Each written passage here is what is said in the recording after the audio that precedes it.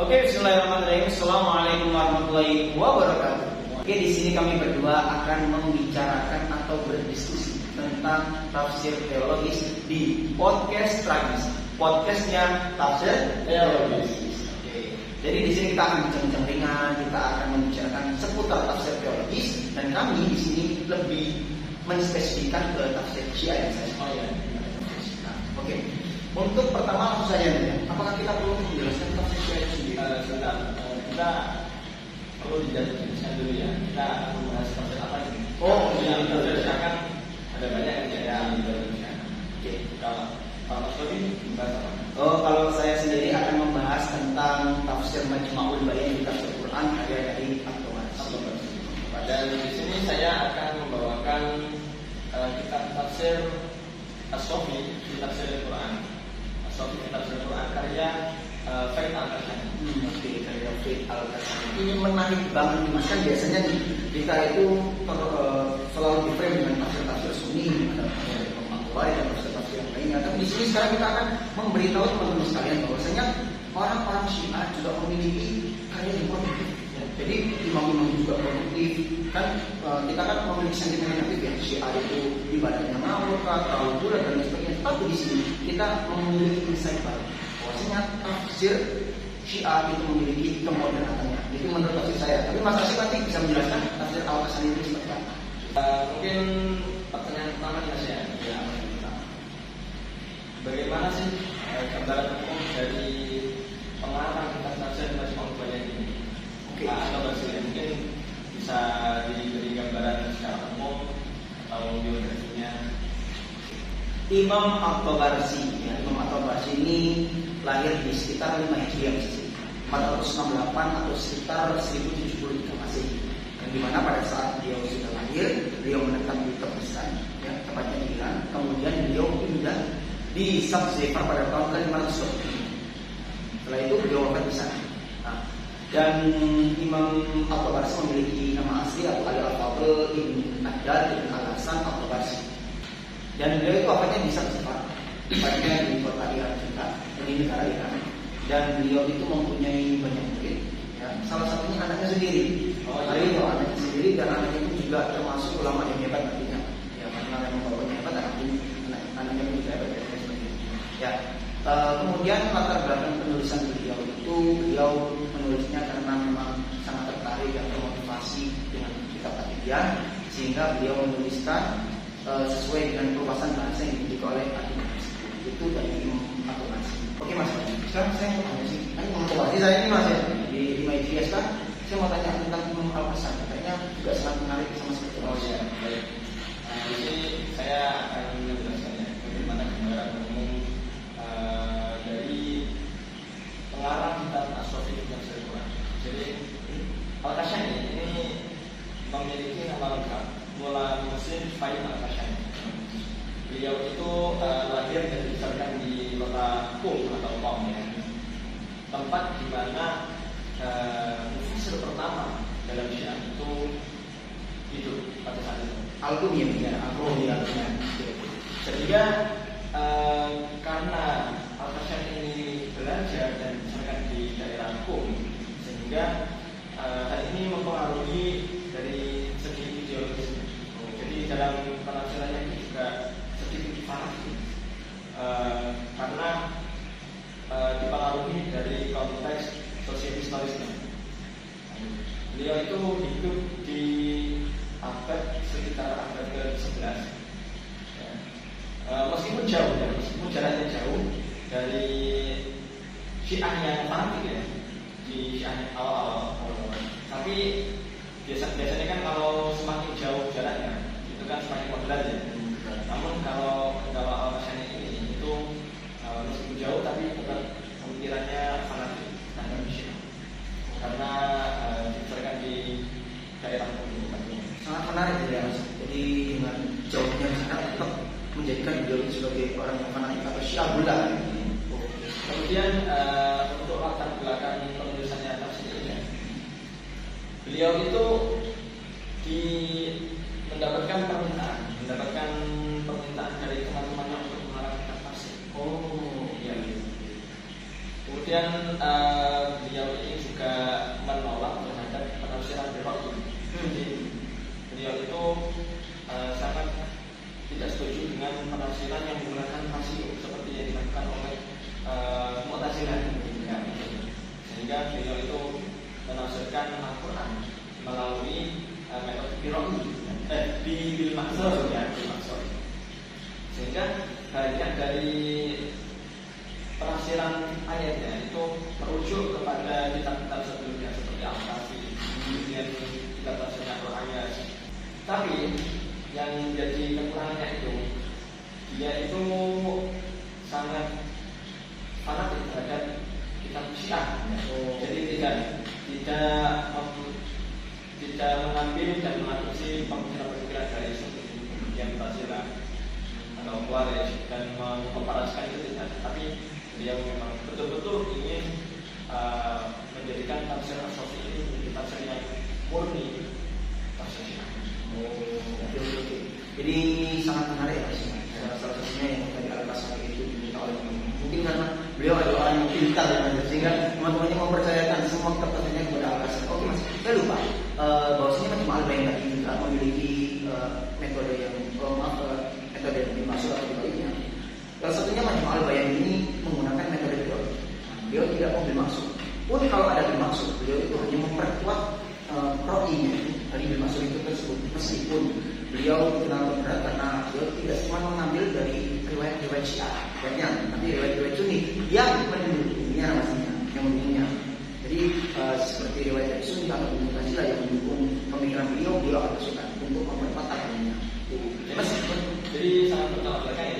Sangat bertolak belakangnya. Al-Qasami tadi dimaksud tapi dimaksudnya menggunakan riwayat Syiah semua. Salah satunya hadis Al-Kafi yang bukan hadis kitab. Oh kitab tetap selalu tahu. Kan kata dia, oh yang kita apa tadi Mas? Seperti itu.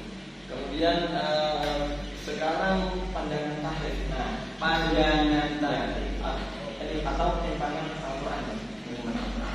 Jadi kalau Imam At-Tabarsi ini bagaimana sih pandangan beliau dalam menyikapi ada atau tidaknya tahrif Al-Quran? Kan pada saat itu mushaf yang telah dimodifikasi kan mushaf Utsmani. Tapi kalau pengikut aliran atau golongan Syiah itu kan menentang atau tidak setuju dengan adanya tafsir mushaf Utsmani. Kata saja mushaf Utsmani ya. Nah, jadi para golongan Syiah ini itu membuat mushaf sendiri yang targetnya itu disesuaikan dengan target mushaf Ali. Kemudian kalau At-Tabarsi ini bagaimana?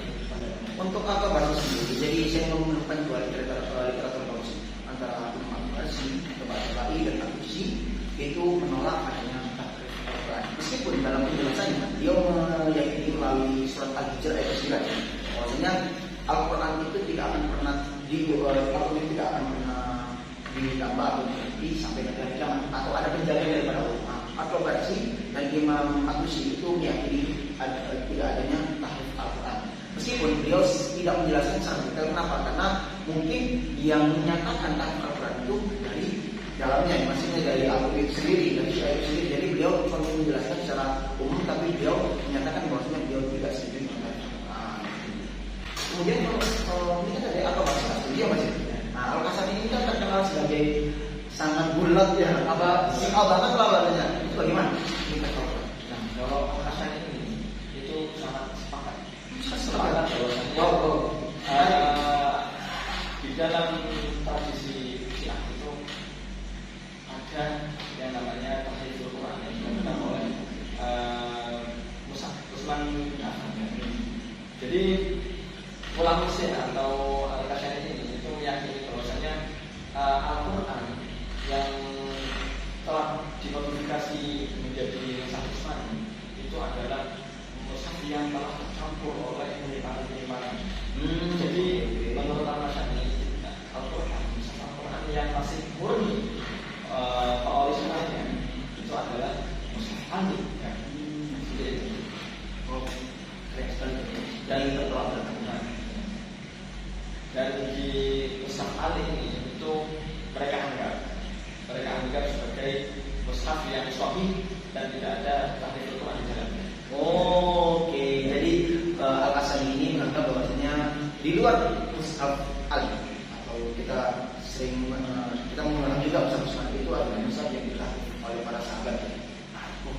terdengar. Sekarang saya mau tanya Mas, ya. Bagaimana sih metode penafsiran dan corak penafsiran dari kitab At-Tabarsi? Oke, dari metode At-Tabarsi itu sendiri, maksudnya beliau itu selalu memperhatikan tentang, karena beliau ini sangat suka dengan yang namanya atau sangat sensi dengan linguistik. Jadi beliau selalu meletakkan kaidah-kaidah bahasa dalam setiap tafsirannya. Jadi kalau kita lihat dalam tafsir itu sangat rapi, dan di pertamanya masih dijelaskan secara bahasa seperti apa, jika memang ada aspek seperti apa, dan metode yang dilakukan adalah tahrif. Jadi dia menggunakan mushaf Utsmani atau mushaf itu para muzafi. Jadi karena memang dari beliau nggak punya tahrif dan beliau tidak menggunakan mushaf Ali ini sebagai kitab penafsirannya atau urutannya, jadi beliau menggunakan mushaf. Dan tahriri ada penjelasannya, kemudian ada aspek tujuannya. Beliau juga menuliskan sekiranya ada kalimat-kalimat yang akan dijelaskan dalam kitab tafsirnya seperti apa yang penafsiran, apa yang terjemah, semua beliau akan jelaskan agar para pembaca tidak bingung dalam membaca para awam khususnya. Mereka yang penafsiran akan benar, jadi perlu dijelaskan. Dan untuk coraknya ini banyak perbedaan pendapat ya, dari beberapa literatur yang saya temukan dan yang saya dengarkan, ada yang mengatakan bahwasanya tercorak ada ijmali, ya. Ada yang beranggapan coraknya Syi'i, karena meskipun beliau itu terkenal dengan teologis mazhabi, Syi'inya itu sangat kental banget. Meskipun beliau terkenal dengan kemodernatannya, tapi dengan ayat-ayat yang itu berhubungan dengan pemimpin, itu selalu ada sehubungan dengan imam. Itu dari Imam At-Tabarsi. Oke, sekarang Al-Ghazali. Kan nggak lengkap ya kalau untuk Tabarsi tanpa Al-Ghazali. Kalau dari Al-Ghazali sendiri ya, itu metode penafsirannya.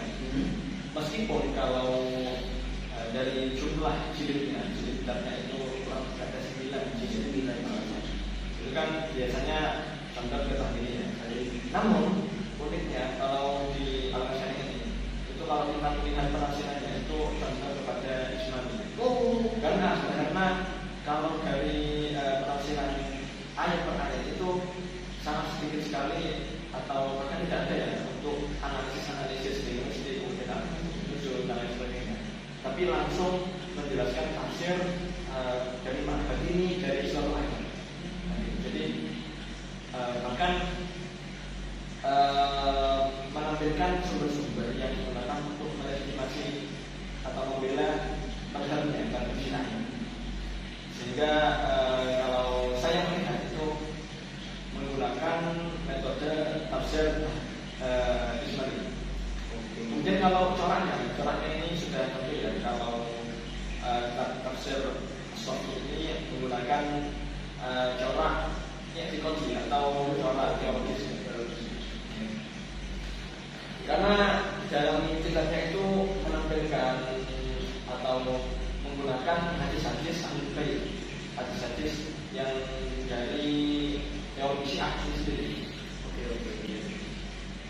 Kemudian sekarang keunikan Mas ya. Tadi kan sudah metode dasarnya. Sekarang keunikan dari kitab tafsir Al Bayan itu apa sih?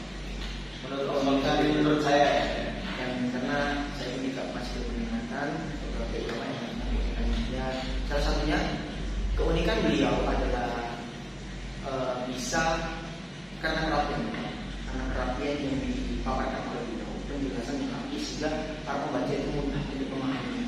Karena sangat jelas sekali pada saat beliau mensistematikan sebuah tulisannya, sebuah karyanya itu tulisan yang sangat rapi. Pertama penjelasan bahasa, kemudian kalau ada asal usul beliau menjelaskan asal usul, kalau misal ada hadisnya beliau juga masukkan hadisnya, memunasabah ayat dan sebagainya, itu sangat membuat orang tertarik untuk membaca kenapa, karena sangat rapi penulisannya. Itu menurut saya dari ilmu atau masih semuanya.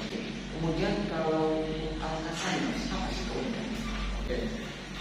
Kalau keunikan dari kitab As-Safi ya, kitab tafsirnya Al-Ghazali ini menurut saya ada indikasi inkonsistensi dari penafsirannya.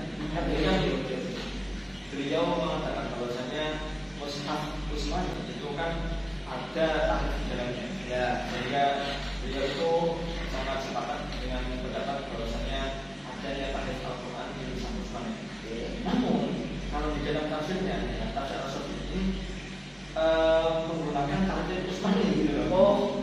kontradiksi sekali ya.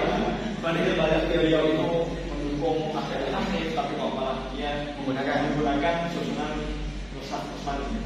Jadi mulai urut dari surat Al-Fatihah hingga Nas. Kemudian yang menjadi unik dari kitab ini sehingga banyak ulama-ulama dari luar Syiah itu menjadikan referensi juga dalam penafsirnya. Itu karena beliau sebelum menafsirkan Al-Quran itu di dalam mukadimahnya itu beliau menampilkan ada 12 kaidah ulumul Quran yang harus dipenuhi seorang mufassir untuk menafsirkan. Ini yang kalau menurut saya hal inilah yang seharusnya diikuti oleh ulama-ulama tafsir yang lain. Jadi sebelum menafsirkan itu harus menyertakan bagaimana sih metodologi dari tafsir yang dilakukan oleh mufassir tersebut. Jadi agar lebih tersistematika dan lebih valid penafsirannya. Menariknya Mas Al-Kasani ini meskipun beliau sangat bercorak Syiah, sangat bulat terhadap Syiah, dan mungkin kebanyakan banyak ulama-ulama tafsir yang mungkin tidak mau melihatnya karena bercorak Syiah hanya sebagai apa ya, sebagai pandangan untuk apakah kira-kira cocok atau enggak ya. Tapi beliau malah banyak yang mengutipnya. Kenapa? Karena salah satunya karena tadi ada 12 ini ya, 12 urutan tadi. Itu keren banget sih. Meskipun isinya mungkin sangat tidak disetujui oleh beberapa tafsir sebenarnya ada yang berkaitan, tapi beliau menampakkan sisi interestnya. Jadi meskipun banyak ditolak oleh ulama atau saksi-saksi, tapi kita rasanya ini mendapatkan banyak kutipan dan citasi di dalam penelitian. Kemudian kalau sekarang contoh dari penafsiran atau versi ini bagaimana sih? Khususnya kalau bisa ditampilkan ayat tentang imamah ya, ayat-ayatnya. Kalau di dalam atau versi bagaimana? Sekarang kita langsung spesifikkan ke satu ayat yang memang ayat ini terkenal dengan ayat kepemimpinan yang taat kepada Allah. Dan intinya surat An-Nisa ayat 59. Tapi kalau saya tidak menghafal Al-Quran, jadi mungkin masa sih membaca saja ayat Al-Quran. Bismillahirrahmanirrahim. Ya ayyuhalladzina amanu athi'u Allah wa athi'ur rasul wa ulil amri minkum. Fa in tanaza'tum fi shay'in farudduhu ila Allah war rasul in kuntum tu'minuna billahi wal yawmil akhir. Dzalika khairun wa ahsanu ta'wila. Jadi kurang lebih yang artinya kalau saya salah boleh tentang taat kepada Rasul, kepada Allah dulu, Rasul nanti beri apa ya? Allah, Rasul, wa ulil amri. Mahal sendirinya ada tiga. Ada taat kepada Allah, taat kepada Nabi, dan ulil amri. Ulil amri di dalam penafsiran atau tafsir kita. Jadi pertama kita tahu ya, maksudnya nanti itu menyatakan bahwa kita taat tanpa ya kita mengerti baik atau buruknya, pokoknya kita akan dulu Allah wa ati Rasul. Jadi kalau Allah Rasulnya sudah mengatakan kita sami wa ta'ala. Tapi di sini ada yang baru ini, masih ulil amri minkum dan ulil amri. Tapi ulil amri di sini berarti bahwasanya kalau pun taat kepada ulil amri atau pemerintahan, dilihat dulu apakah pemerintahan itu mengarahkan kita kepada keburukan atau tidak. Atau meskipun beliau terkenal dengan kemoderatannya, beliau berkata seperti ini Mas, bahwasanya ulil amri itu ada yang maksud seperti Nabi dan Rasul dijaga dari perbuatan dosa. Ini menurut At-Tabari itu sendiri, dan beliau mengacu kepada Ali dan kerabat-kerabatnya. Kenapa? Karena Ali memang dikatakan Rasul, kemudian dia menantunya Rasul. Pokoknya Ali ini dianggap sebagai ya ataslah, tapi Imam At-Tabari tidak mengkafirkan sahabat-sahabat lain. Kan biasanya kan ada Syiah yang berat mengkafirkan. Imam At-Tabari tidak, tetap menyatakan bahwasanya Abu Bakar, Umar bin Khattab itu khalifah Isa, dengan Ali. Setelah Ali itu adalah perlunya untuk menjadikan pemimpin kerabat-kerabat Ali. Kenapa? Karena beliau yakin bahwasanya kerabat-kerabat Ali itu maksum atau terjadi dosa, dan jika ada pemimpin selain Ali itu melakukan perbuatan dosa atau berselisih, maka jangan diikuti. Ya, karena seorang ulil amri itu juga diberikan ujian oleh Allah, hidayah oleh Allah agar tidak melakukan perbuatan dosa atau dijaga. Itu kan sangat menarik kan. Dengan kemoderatan beliau, dia masih mengartikan bahwasanya ulil amri itu bukan orang yang memang mempunyai kapasitas menjadi pemimpin, tapi keluarga ahli yang memang maksud dan juga daripada Islam. Menurut Mas Asyik, dengan alasan yang terkenal dengan sangat-sangat fanatik terhadap Syiah, bagaimana kepada masyarakat dari Muslim dari ayat yang sama ya Mas? Ayat yang sama. Ayat 59. Jadi kalau dalam penafsiran Al-Kasyani, beliau itu mengutip dari kitab Al-Kafi itu bahwasanya orang Muslim itu hendaknya dan diwajibkan untuk taat kepada Allah. Pasti ya, pasti itu. Kemudian Rasulullah, ya ayyuhalladzina amanu Allah wa atii'ur rasulah wa ulil amri minkum. Ini kalau dari penafsiran ulama-ulama atau syarah pada umumnya itu kan yang dimaksud itu sebagai pemerintahan yang sah di masing-masing negara. Ya, jadi entah itu negara tersebut menggunakan sistem kerajaan atau investasi, itu semua dikembalikan kepada kesepakatan masing-masing negara tersebut.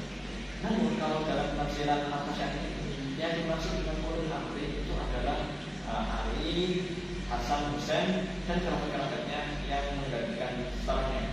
Jadi kalau menurut Al-Kasyani negara yang ideal itu adalah negara Islam. Jadi negara Islam yang kepemimpinannya itu dipusatkan kepada kepemimpinan Ali, Hasan, Husain dan pada seterusnya. Seperti itu. Jadi biar itu sangat fanatik dengan teologi Syiah, kemudian dengan imamah.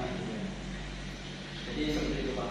Oh, berarti menurut beliau itu yang ideal pemimpinnya adalah kerabat Ali seperti yang sekarang ada di Iran, dan itu sangat menunjukkan Syiah dan negara-negara lain yang menggunakan kepemimpinan kerabat Ali sebagai pemimpin yang sah. Sekarang yang pertanyaan terakhir tentang kelebihan dan kekurangan dari kita. Kekurangan dan kelebihan itu kan sudah menjadi keniscayaan karena misalnya manusia tidak ada yang sempurna. Karena gue ya. Nah, kalau di dalam kitab atau versi itu bagaimana sih?